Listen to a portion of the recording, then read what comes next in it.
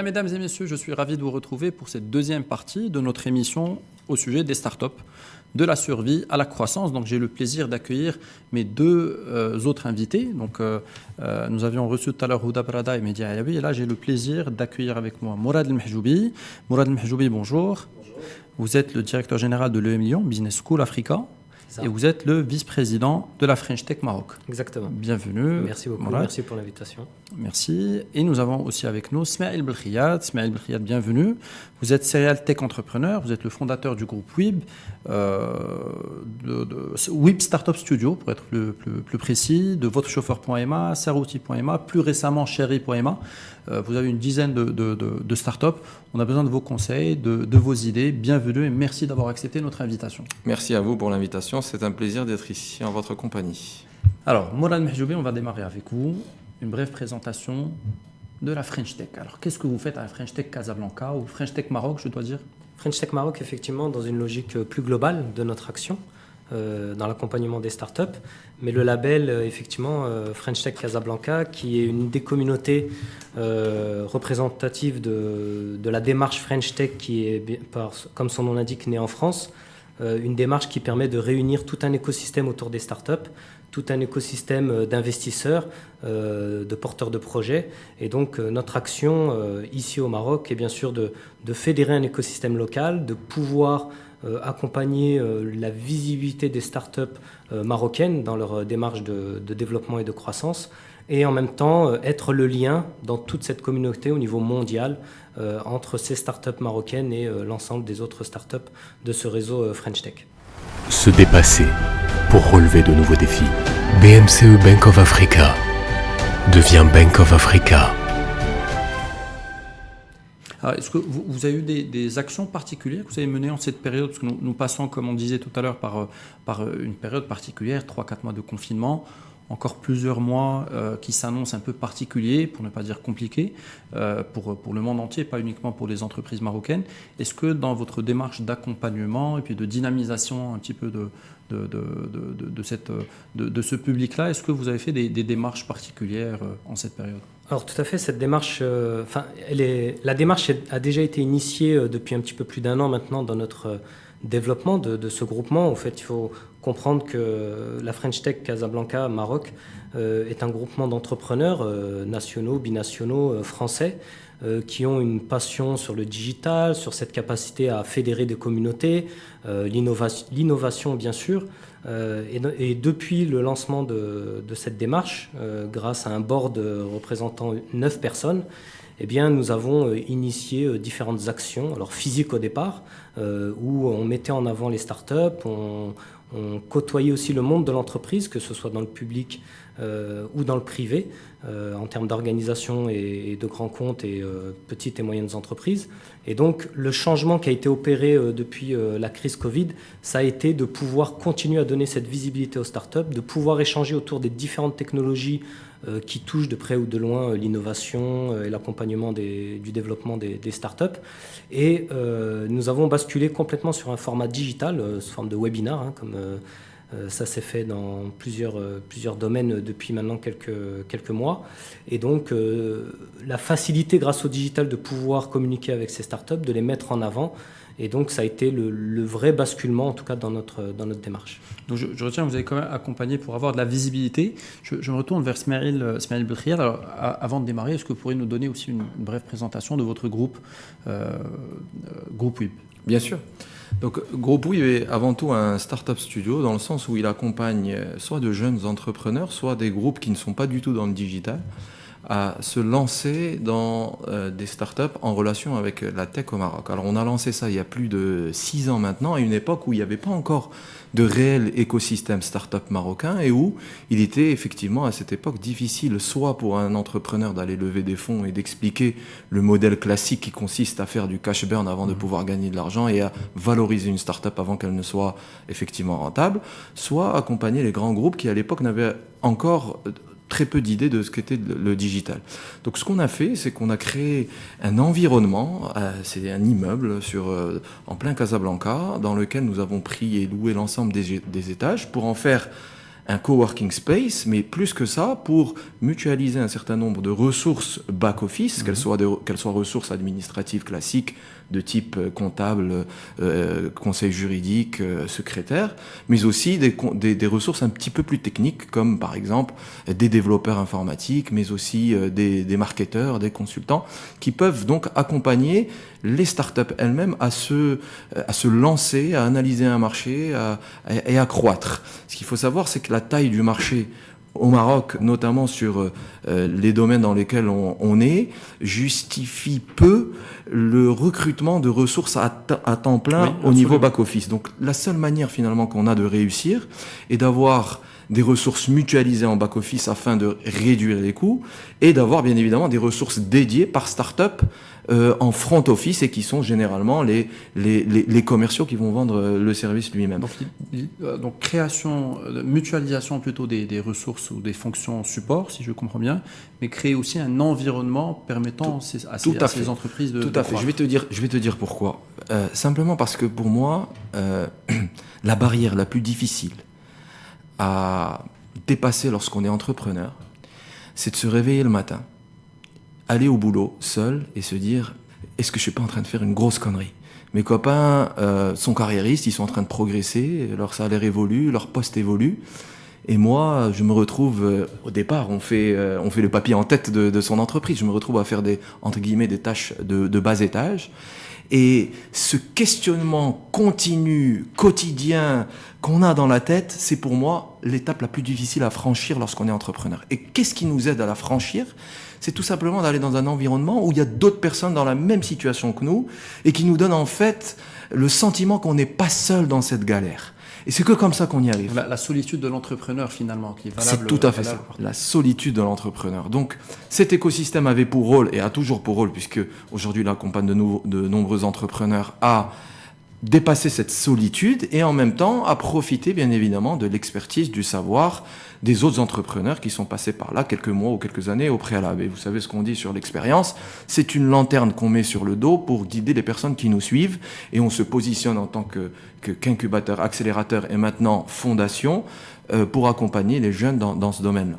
Alors, ce qu'il faut savoir, c'est que sur chaque structure, alors nous, avant même l'idée, ce qu'on cherche, c'est l'entrepreneur. L'objectif numéro 1, c'est de trouver des personnes avec une tête bien faite, structurée et qui ont la volonté et le courage d'aller dans l'entrepreneuriat. Ensuite, on les accompagne à redesigner l'idée, à faire leur market sizing, à éventuellement pivoter, à définir un business model pour aller de l'avant. Mais le plus important, c'est la personne. Et ensuite, cette personne est bien évidemment dans le tour de table puisque c'est sa boîte. Nous, on l'accompagne à travers cet écosystème, mais aussi à travers du financement. Et souvent, on cherche d'autres investisseurs qui sont des groupes un petit peu plus structurés pour nous accompagner. Donc, par exemple, sur Sarouti, on a eu le groupe Property Finder, qui est un grand groupe du Moyen-Orient.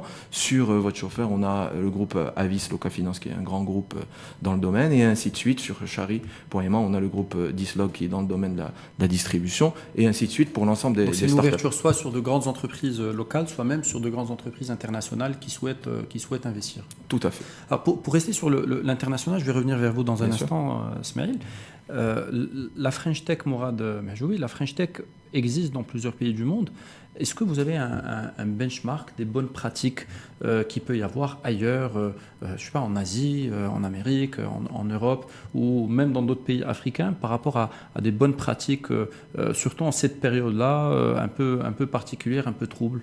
Alors effectivement, la French Tech, comme je disais tout à l'heure, est née en France sous l'impulsion notamment le questionnement autour de la croissance. D'ailleurs, une des démarches en France, c'est le Next 40, qui est la capacité de transformer demain la nouvelle génération d'entreprises qui amènera la croissance, qui doit normalement remplacer le 440. Et donc, dans cette démarche-là, il y a un retour d'expérience assez riche dans certaines régions du monde par rapport à cette communauté. En Afrique, elle est encore très jeune. Le Maroc, en tout cas, avec les différentes actions que nous menons, nous souhaitons et nous amenons des actions qui nous permettront justement de présenter des choses par rapport à notre marché, par rapport au potentiel de développement de tout cet environnement de croissance. Dernièrement, on a échangé avec la communauté de Singapour qui, de son côté, effectivement, a des best pratiques, des bonnes pratiques, en tout cas dans cette démarche de construction de cet écosystème de start-up et de pouvoir trouver, on va dire, les facteurs clés de succès dans le développement des startups dans le contexte local pour se développer et en même temps profiter du réseau pour se développer aussi à l'international parce que la vocation aussi de la French Tech, c'est de pouvoir ouvrir d'autres marchés aux startups de certaines régions. Est-ce que les membres de la French Tech dans différents pays peuvent se mettre en relation? Il y a un réseau qui tout à fait, un réseau qui est tout à fait libre. Hein. Il n'y a pas besoin de passer par, on va dire, une organisation ou par un bureau spécialement. On a une interface, une plateforme qui nous permet de nous réunir, d'interagir. Nous avons déjà, dans le cadre de préparation notamment de prochains webinars, nous avons un webinar sur la food tech la semaine prochaine, où nous allons faire intervenir des startups marocaines qui ont apporté une innovation et qui ont su développer des sujets et leurs startups dans ce contexte-là au Maroc. Et on a déjà des interactions avec des startups africaines pour les faire aussi participer, leur donner une visibilité, parce que on parlait tout à l'heure, notamment dans votre premier échange, la volonté en tout cas de croissance, elle est aussi au-delà des frontières et de pouvoir développer sa start-up au-delà du positionnement local. Alors, merci infiniment, Mourad. Donc là, on a eu un peu le retour par rapport à ce qui se passe un peu à l'international. Je reviens vers vous, Smaïl Belkhiat. Alors, vous nous parlez d'agilité. Vous avez mis en place une organisation agile qui permet, en fait, que ce soit à vos entreprises, à vous, ou même à d'autres entrepreneurs qui le souhaitent, de venir et de se lancer, démarrer d'une manière efficace et assez rapide. Est-ce que, comment vous avez vécu, en fait, ces 3-4 derniers mois? Comment vous vivez en fait cette crise, parce qu'on peut l'appeler une crise? Quelle a été votre attitude au sein de votre entreprise à vous? Comment ça se passe? Alors je vais définir ce que c'est que l'agilité pour moi et ensuite je vais répondre plus précisément à cette question sur les 3 derniers mois. Alors vous savez, nous on a l'habitude d'évoluer sur le marché marocain où le mindset est souvent un mindset de personnes qui font des analyses au préalable, qui préparent une date pour un lancement en format Big Bang avec l'ensemble des études préalables pour faire un lancement qui soit parfait. Et tant mieux, c'est une école qui fonctionne plutôt bien, notamment dans les grands groupes, puisqu'elle permet cette recherche de perfectionnement. Et moi-même, je suis passé par un grand groupe, j'étais consultant au BCG avant de me lancer dans l'entrepreneuriat, donc je suis bien placé pour expliquer ce que c'est que cette recherche de perfection. J'ai envie de dire à tous les jeunes qui nous écoutent, l'entrepreneuriat, c'est tout le contraire. Il faut aller avec une vision agile et lean, arriver avec ce qu'on appelle un minimum viable product, c'est-à-dire quelque chose au départ pas fini, pas abouti, mais qui va vous permettre d'aller tester la réponse du marché. Vous allez sur le marché avec ce produit qui n'est pas encore prêt et vous déterminez s'il y a du retour. Et sur la base de ce retour, vous décidez si vous voulez continuer ou pas. Du test and learn, quoi. Du test and learn et énormément d'itérations. C'est avec ces itérations qu'on améliore le produit et qu'on arrive à ce qu'on appelle, nous, dans notre jargon, un proof of concept, à savoir un outil suffisamment bon pour satisfaire les utilisateurs et bien évidemment satisfaire les investisseurs qui viendront. Donc, c'est ça pour moi l'agilité. Alors, cette agilité s'adapte parfaitement à ce contexte de Covid. Alors maintenant, je vais répondre plus précisément à votre question. Nous, parmi les startups qu'on a, on en a plusieurs qui sont extrêmement exposées à la crise actuelle. Je vais en citer 3. On a une société de transport touristique, donc des véhicules qui dépendent, bien évidemment, notre premier client, c'était Booking, qui représentait 70% de notre chiffre d'affaires, et qui, du jour au lendemain, a disparu. Deuxième activité, c'est une agence de voyage spécialisée tenez-vous bien, dans les croisières. Donc imaginez-vous bien que les croisières est une des industries la plus sinistrée par le business. Et enfin, le troisième business est un business d'excursion, puisqu'on organisait plusieurs milliers d'excursions par mois au Maroc. Et donc, face à ce constat, puisque nous avions plusieurs centaines de collaborateurs dans ce domaine-là, il a bien fallu trouver des solutions pour pouvoir survivre et nous adapter. Et ce qu'il faut savoir, c'est qu'en période de crise, forcément, c'est les périodes dans lesquelles il faut être les plus inventifs, les plus créatifs.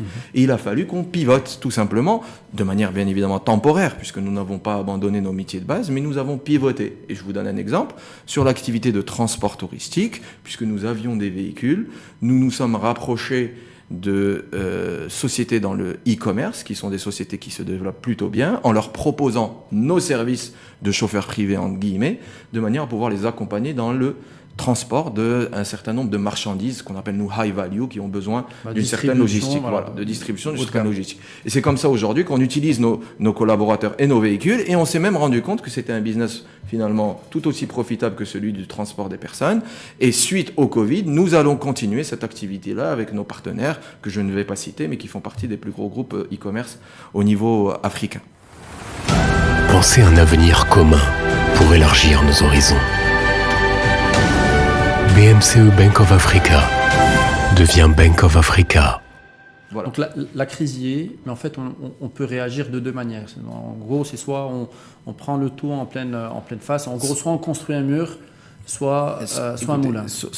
Tout à fait. Soit on encaisse, soit on est au fond du trou et on a le sentiment qu'il n'y a rien à faire, soit on se dit, il faut faire avec, il faut composer avec et trouver des solutions. Sur l'activité de croisière, typiquement, on avait un call center avec 30 personnes qui étaient des agents qui expliquent aux gens ce que c'est qu'une croisière, et c'est des agents sur lesquels nous on a investi parce qu'on les a toutes, c'est des femmes, on les a envoyées, on les a surtout envoyées en croisière pour qu'elles sachent que c'est qu'une croisière, afin qu'elles puissent expliquer aux gens au bout du fil pourquoi est-ce qu'il faut voyager avec nous. Et vous comprenez bien que c'est compliqué de se séparer de personnes sur qui on a autant investi. Donc il a fallu leur trouver une solution, et on les a reconvertis vers des agents de vente, de voyage internes. Et aujourd'hui, elles contactent un certain nombre de personnes pour leur proposer du tourisme national et local. Et ma foi, j'ai envie de dire, ce n'est pas les chiffres qu'on avait avec la croisière, mais on s'en sort plutôt bien. Alors, je vais revenir au processus en fait de la création d'une start-up ou d'une entreprise. Alors, est-ce que vous pourriez détailler un petit peu plus, quand on a une idée, entre l'idée et le projet, entre le projet et le business, quelles sont les différentes étapes importantes par lesquelles vous passez? Par exemple, je prends le cas de vos entreprises, vous voyez, voilà, une nouvelle idée. Quelles sont les étapes? Je vais dire quelque chose de paradoxal, et je pense que beaucoup de gens vont se reconnaître dans les personnes que je vais décrire. Souvent, je rencontre des gens autour de moi et je leur dis « Alors, qu'est-ce que tu deviens ?» Et on me répond « Je suis en train de lancer un projet. » Je leur dis « Top, super, très content pour toi. Tu peux m'en dire plus ?» Et la réponse « Non, c'est encore confidentiel. Tant que c'est pas fait, je veux pas en parler. » Ce que j'ai envie de répondre à ces gens-là, je le fais pas parce que c'est généralement mes amis, mais là, comme je suis à la radio, je peux en parler de manière totalement ouverte. Dans ma tête, je leur dis « Mais ça veut dire que vous avez absolument rien compris à l'entrepreneuriat. » Au contraire, l'entrepreneuriat, c'est l'échange et le partage. Plus vous allez parler de votre projet, plus vous allez en parler autour de vous, et plus vous allez avoir du feedback. Et comme on dit, feedback is a gift. Si ça se trouve, vous êtes en train d'aller droit dans le mur, et c'est en parlant qu'on va vous faire réaliser que vous allez droit dans le mur. Par ailleurs, si votre idée est si bonne que vous le pensez, tant mieux. Ça veut dire que les gens à qui vous en parlez, s'ils sont mal intentionnés, ils vont aller faire la même chose. Mais tant mieux s'ils font la même chose, c'est qu'ils vont faire grandir votre marché. Vous aurez toujours de l'avance, en gros. Et vous aurez de l'avance, mais surtout, vous allez profiter. Il vaut mieux être deux sur un gâteau plus grand que tout seul sur un gâteau tout petit. Et moi, je le vois aujourd'hui avec Sarouti.ma, qui est un portail qui se développe très bien, mais on ne se serait jamais aussi bien développé si on n'avait pas eu un concurrent que je ne vais pas citer, parce qu'encore une fois, je ne vais pas citer mon concurrent, mais qui investit autant en marketing et en publicité. Je pense que tout le monde va savoir de qui je parle, mais c'est grâce à lui aujourd'hui et grâce à ses investissements que mon marché grandit, et aujourd'hui, j'en tire profit. Donc, mon premier conseil pour répondre à ta question, Hicham, c'est parler autour de vous de vos projets. N'hésitez pas à envoyer des mails à l'ensemble des personnes que vous connaissez en leur demandant ce qu'ils pensent, en faisant des études, des sondages, et en vous lançant juste avec une page. Vous avez une idée, faites une page, faites un peu de pub sur Google, ça va vous coûter 20 €, et demandez aux gens de laisser leur adresse email si toutefois ils étaient intéressés par votre service. Et si vous recevez des adresses email, ça veut dire qu'il y a de l'intérêt pour votre service. Rappelez la personne ou envoyez-lui un email et essayez de comprendre quel est son besoin, et allez-y de manière itérative. Surtout, ne vous enfermez pas pendant 1 an à faire des études de marché en format consultant, à dépenser votre temps et votre argent pour au final vous rendre compte que vous avez fait n'importe quoi. Voilà. Ça me rappelle dans une autre vie professionnelle, d'ailleurs, on avait interagi avec Morad aussi. On accompagnait de jeunes entrepreneurs au niveau d'un programme en fait, d'accompagnement. Et certains, il est vrai, refusaient même de déposer un dossier de candidater parce qu'ils avaient peur de dévoiler leur idée en étant convaincus que l'idée est exceptionnelle, mais que finalement l'idée n'a jamais vu le jour. Donc, je vais vous dire interagir et foncer un peu plus. Moi, en ce moment, je suis coach dans le programme de 112 Founders de la CDG. On a un lauréat lors de la promotion précédente qui a été choisi par l'ensemble des électeurs, enfin en tout cas des personnes qui déterminent ce qu'est un bon projet. Et il a préféré taire cette nouvelle qui pour moi est une nouvelle extraordinaire. Je suis entrepreneur, j'ai réussi, et ben j'en parle autour de moi pour que ma start-up devienne connue et grandisse. Et c'est malheureux, mais c'est souvent le cas de nombreux entrepreneurs marocains. Donc il y a de vraies compétences, une vraie attitude particulière à avoir et à développer. Alors, Mourad Mhjoubi, vous êtes connu pour au moins deux expertises particulières. L'accompagnement à la digitalisation, c'est un spécialiste du digital, et aussi forcément la formation, parce que vous êtes quand même directeur général, je le rappelle, de l'EM Lyon Business School Africa, qui est l'une des écoles de commerce les plus prestigieuses. Alors dans votre carrière, vous avez pu accompagner de grands groupes dans leur digitalisation, mais vous accompagnez aussi aujourd'hui des toutes petites entreprises, des entreprises en création dans le cadre de la French Tech et même par ailleurs. À votre avis, qui est le mieux armé, qui est le mieux armé pour dépasser des périodes troubles comme celle-ci et pour aller de l'avant? C'est plus la grande entreprise, c'est plus la start-up ou la TPE même, parce que toutes les TPE ne sont pas des start-up. Qui a quel avantage et qui a quelle difficulté? Alors effectivement, cette période a montré beaucoup de choses. La difficulté de grands groupes à opérer leur transformation digitale et donc à amener, on va dire, une réorganisation par rapport à ce contexte qui est inédit, avec un impact direct sur leur développement et leur croissance. De l'autre côté, on a vu des startups qui sont nées depuis un certain temps, qui ont essayé de se placer sur le marché, qui ont essayé de se développer et qui, grâce à Covid, on va dire à ce contexte-là, ont pu avoir leur premier marché, développer leurs premières affaires et commencer à se faire un nom sur le marché et se développer.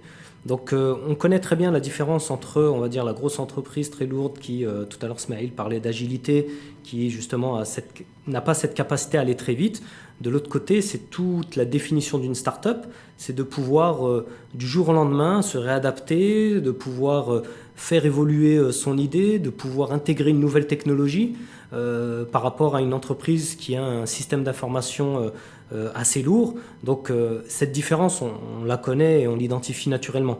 Je vais revenir aussi sur ce que disait tout à l'heure Smaïl par rapport à la posture et par rapport à ce que peut être un porteur de projet dans le développement de sa start-up. Effectivement, il y a cette capacité à pouvoir avoir la bonne idée et de pouvoir la porter, de se lever tous les matins et d'y croire. Après, derrière, il y a l'autre aspect. Tu parlais de compétences, tu parlais de savoir-faire, de savoir-être. Il y a cet aspect de posture. On le voit, on a tous été, comme tu le disais tout à l'heure, coach, mentor, on a accompagné des startups. Et la première chose qu'on voit lorsqu'on a un porteur de projet en face de nous, c'est sa capacité à présenter son idée. Donc, est-ce qu'il est capable en 3 minutes de pouvoir pitcher, de pouvoir donner envie par rapport à son produit, par rapport à son service, par rapport à son histoire aussi, parce qu'une start-up, ce n'est pas seulement le produit, c'est aussi l'homme ou la femme qui porte ce projet. Et donc, en 3 minutes, on doit être capable de pouvoir présenter ça. Et je reviens sur mon métier autour de la formation. C'est ce qu'on apprend en tout cas à l'EM Lyon Business School. C'est aussi tout cet aspect de développement de posture, de soft skills, cette capacité à pouvoir développer son réseau, parce que le réseau est une notion importante dans un écosystème de start-up. Et donc, comment il va pouvoir donner envie de développer cette idée, comment il va pouvoir demain, face à des investisseurs, donner le déclic pour pouvoir être financé et pouvoir être accompagné dans son projet. Donc, aujourd'hui, le contexte Covid montre une chose, c'est que c'est le meilleur moment, en tout cas pour les startups, de se positionner par rapport à un historique qui voulait que l'entreprise ait une place sur le marché, une notoriété, etc. Dans le contexte de EM Lyon, on a une expérience aussi avec les startups.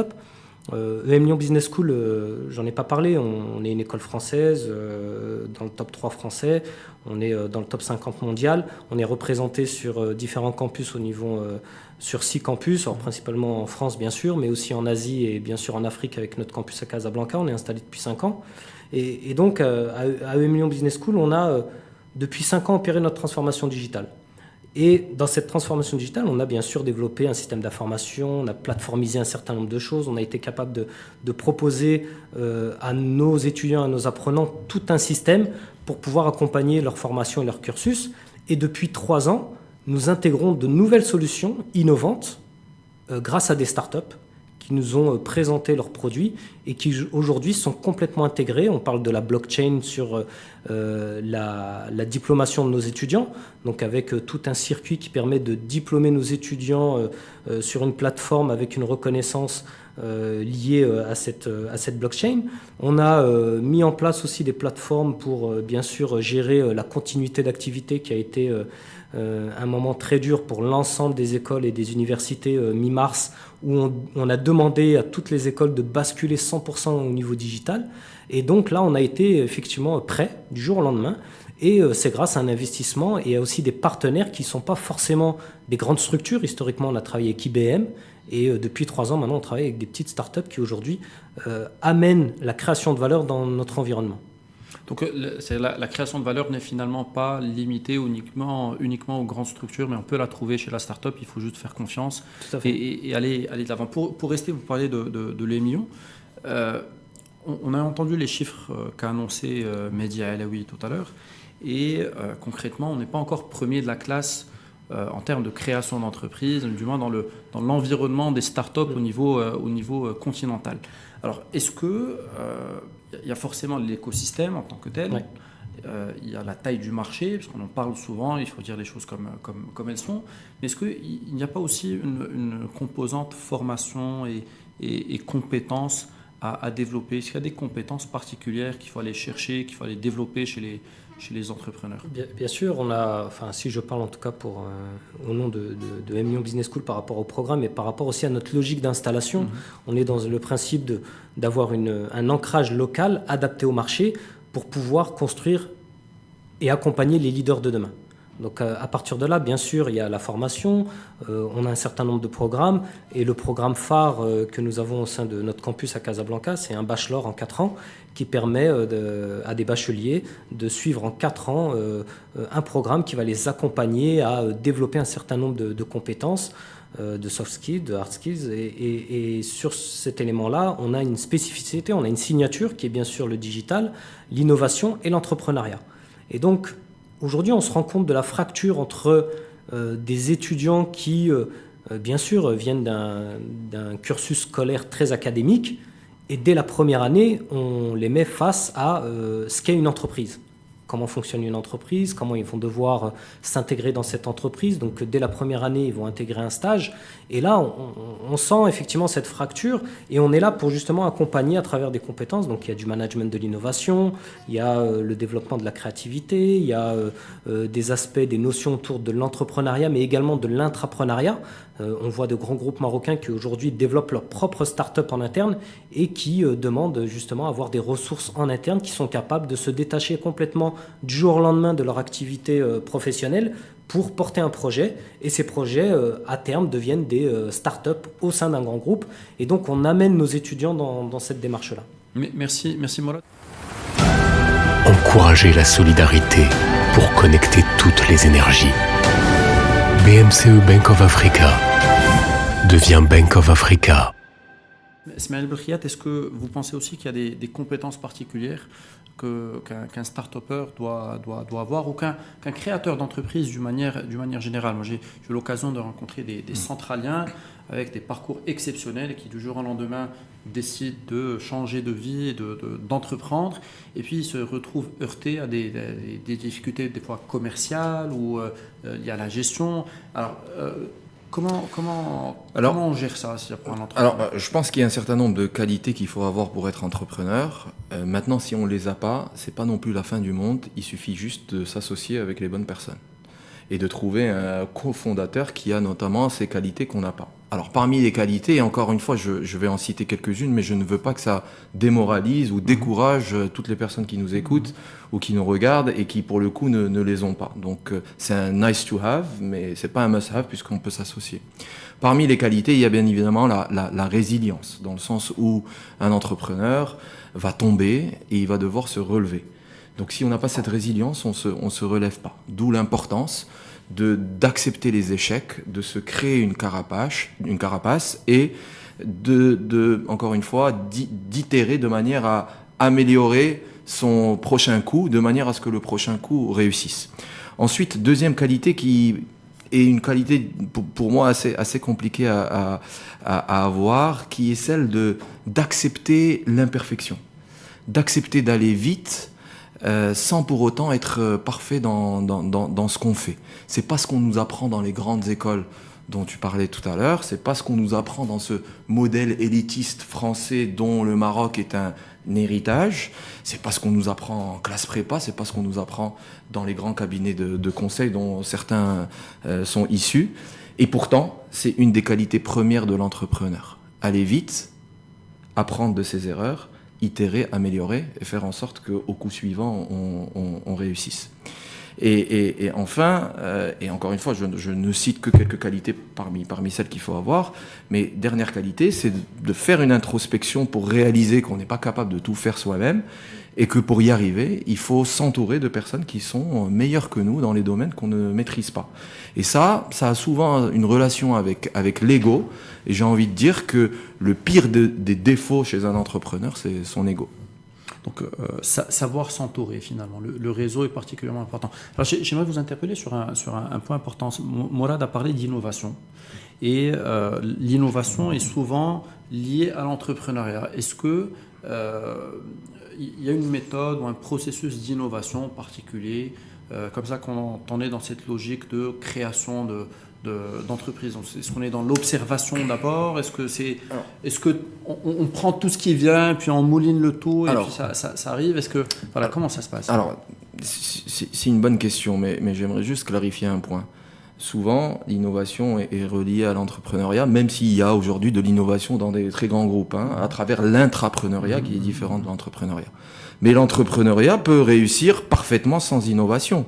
Et je vais vous donner juste quelques exemples. Nous, quand on a commencé dans notre business il y a, je le disais tout à l'heure, 7 ans, on n'a pas innové, on a tout simplement copié-collé. C'est-à-dire qu'on allait voir les business qui réussissaient aux États-Unis et en Europe. On savait qu'il y avait un décalage avec le Maroc de 3, 4, 5 ans et on importait des business qui avaient fonctionné 5 ans au préalable.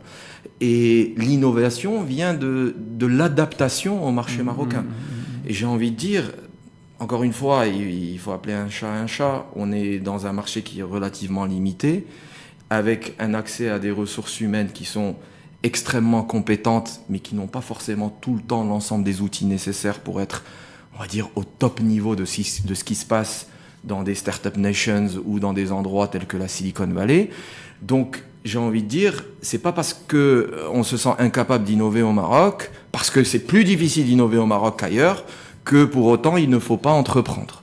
Donc moi j'encourage les gens à aller entreprendre et à faire au départ des business qui sont des copier-coller comme on l'a fait. Notre premier business, c'était un distributeur de Google Suite. Pour le coup, il y a rien d'innovant, mais pourtant c'est une des boîtes qui aujourd'hui fonctionne le mieux et qui a plus de 800 clients au bout de 6 ans ou 7 ans d'existence. Merci beaucoup, Smaïl. Est-ce que vous avez des conseils à donner aux entrepreneurs? Oui, alors le meilleur conseil que j'ai, c'est surtout d'éviter la solitude. L'entrepreneuriat est une aventure de groupe.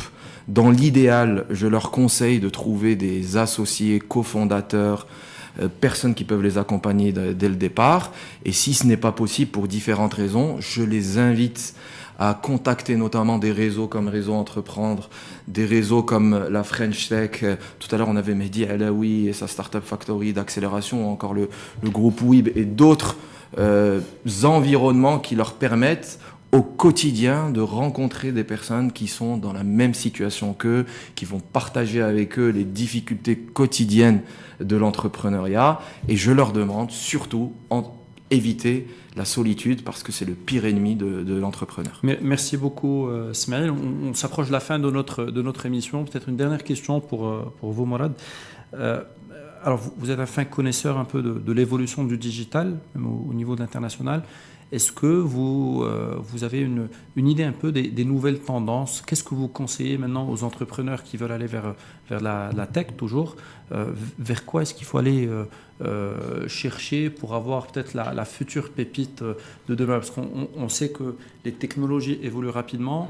Le lancement d'un projet peut des fois être très rapide, très efficace, mais ça peut aussi être un lancement qui va prendre 2 ans, 3 ans, 4 ans. Et puis entre-temps, voilà, on a essayé de faire que tout soit parfait, tout soit prêt. Et puis au moment où on est prêt, la technologie est dépassée, le projet n'est plus viable. Et il faut passer à autre chose. D'où l'intérêt d'aller vite à un moment donné et de se lancer. Donc aujourd'hui, quelles sont les tendances vers lesquelles il faut s'intéresser, voilà. C'est vrai qu'on nous aurait posé la question il y a un petit peu plus d'1 an. On citait le big data, la blockchain, l'intelligence artificielle, la réalité virtuelle, etc. Donc il y a un certain nombre de tendances technologiques. Maintenant, si je reviens dans le contexte de la start-up, Ismaël, je pense, connaît très bien l'idée que je vais exprimer, c'est que très souvent, la start-up, lorsqu'elle naît, c'est quelqu'un qui se lève un matin, qui rencontre une problématique parfois personnelle, dans son environnement peut-être familial, professionnel, et qui se dit tiens, si moi j'ai ce besoin, peut-être que d'autres ont le même besoin et donc vont aller développer une idée. Ça, c'est ma conviction. Développer une start-up par rapport à une technologie, vous allez arriver à répondre à un besoin lié à une étude de marché, par rapport à un contexte.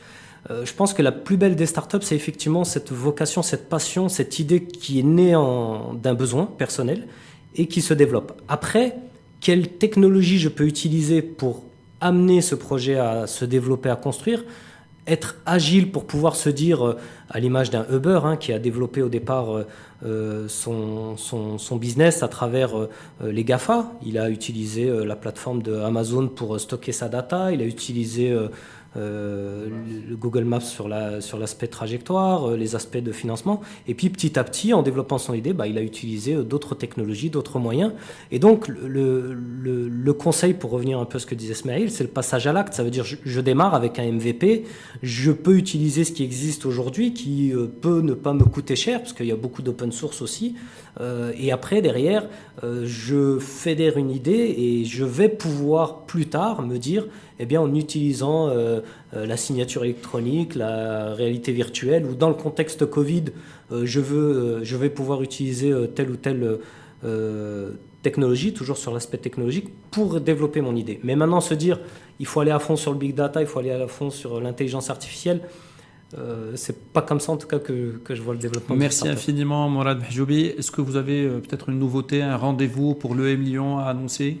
Alors French Tech déjà. French Tech aussi, la French Tech, effectivement, on a la semaine prochaine, le 23 juillet à 17h, un webinaire autour de la food tech. Donc on aura, comme je le disais tout à l'heure, des startups marocaines qui vont présenter ce qu'ils ont pu développer dans notre contexte marché.